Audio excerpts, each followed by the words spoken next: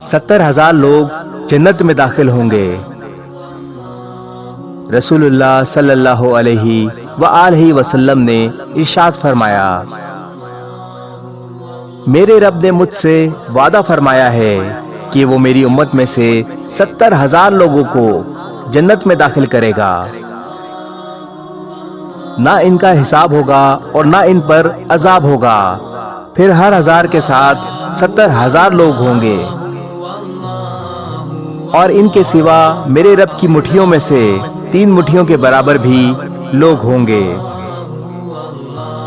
ترمذی شریف حدیث نمبر 2437۔ اللہ تبارک و تعالی ہمیں ان 70,000 لوگوں میں شامل فرمائے، آمین۔ اس ویڈیو کو شیئر ضرور کریں، ہو سکتا ہے آپ کے ایک شیئر سے یہ بات کسی کے دل میں اتر جائے۔